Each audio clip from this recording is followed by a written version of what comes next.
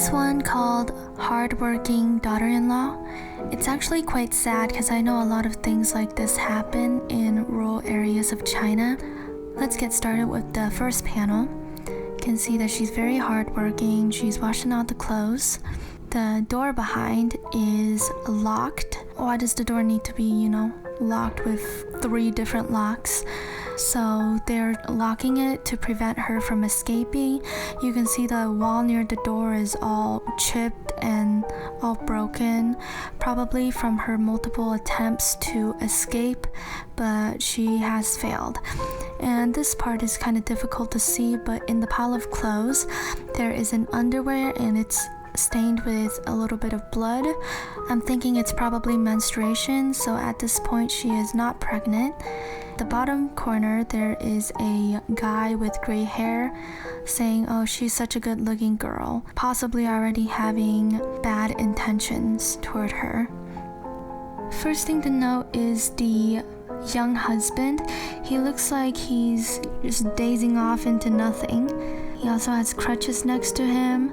This is to indicate that he is probably developmentally delayed and doesn't walk very well. He has problems with his legs. And the father-in-law is like, "I've been watching her the whole time that she's cooking and she cooks very well." The mother-in-law is probably not at home at the time that she's cooking. And to note in the back, the oil canister is full at this time, and this is kind of hard to see, but in the garbage bin, there is a broken iPhone or a smartphone to prevent her from communicating with the outside world. And in the flame, there's a pair of broken glasses. So she's finally pregnant. She's having some morning sickness. Now she's pouring that oil all over her husband's room and all over her in-laws' room, and just left with the child that she is pregnant with. So to explain this, she was probably sexually assaulted by her father-in-law while she was cooking. The broken glasses can be explained by her struggling while she was being assaulted and broke the glasses. Even in the first panel, the father-in-law was already taking interest in her, and after multiple assaults, she finally got pregnant. The son, maybe the disabilities are to show that he is not sexually competent, so in order to have a child to pass on to the next generation, she has to be conceived by the father-in-law. And in the end, she finally decides to kill them and break out of there. She's gonna keep the child because the child is innocent. Essentially, she was a victim of human trafficking. The parents wanted a wife for the disabled son to be able to pass on to the next generation, but unfortunately he's not able to have children, and so we have this tragedy. Victims of human trafficking being assaulted, and in order to escape their fate, she decided to kill the family that's keeping hostage of her. It's very sad, and unfortunately things like this happen a lot. We're gonna call this one Expectation. So right off the bat, you can already notice something is off. There is a red umbrella underneath the car. The trunk looks like there's something hanging out of it. Toward the driver's seat, there is a roll of duct tape. So now a lady that is wearing a red dress and red high heels gets into his taxi. Flashback to when he was a child. You can see that his arms and legs is all scraped up, has cuts, and one of his fingers are also missing. His mom is forcing him, probably cut off his finger and forcing him to beg for food, and telling him that she has very high expectations of him to grow up and make a lot of money and repay her. At this point, you can probably tell that he has a lot of childhood trauma from this. Flashback to the present, you can see that there's body parts all over. You can see the red dresses, red clothing lying all over the sofa there. He has become a serial killer and is targeting females that are wearing red dresses and red high heels because of this trauma, this hatred for his mom.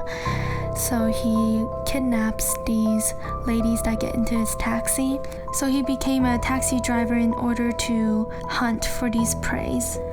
You can also see that in the bottom left corner there is a camera.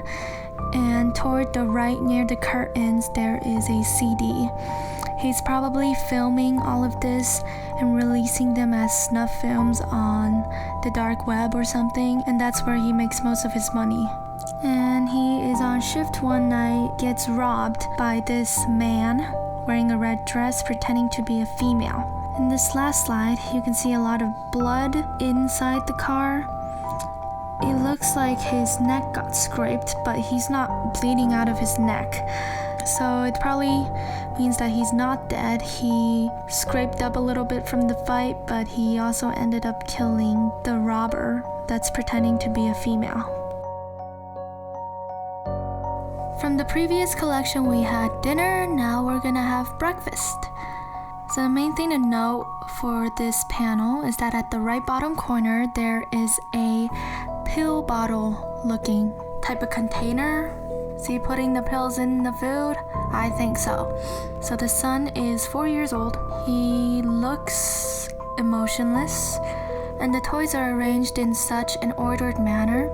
Looks like he has some type of developmental illness, possibly autism. They're taking care of him with the other kids, and he's showing him the letter A. A 4-year-old learning the letter A, that definitely shows that he is developmentally delayed. All the other kids look so happy to spend time with their parents, and he still has the same facial expression. I didn't really see anything off about the breakfast, but it is a very nice looking breakfast. Looks like he spent a lot of time into it. So in the next panel, they're now up by the lake. You can see that the sun is just barely creeping up. Very early in the morning, there's probably not many other people around. And you can see that there is a green, very large duffel bag. I don't imagine that you would really need such a large duffel bag for such a small picnic, but that's just me. She is now pregnant and they lived happily ever after. So this is a case of a little boy that fell victim to the one-child policy that was put in place up until a couple of years ago in China. This couple, they can only have one child, but the child that they have right now is someone that they see as imperfect, unfortunately. So they took him out to the lake, fed him a nice breakfast, a good last meal. The breakfast was already drugged, probably with some sedatives or who knows what. So they can put him in the duffel bag and then drown him and then have another child. And if you look carefully in the back, there's some rocks in the background. They're probably gonna put the rocks in the back too to help the bag sink all the way to the bottom. Very sad. This is very sad.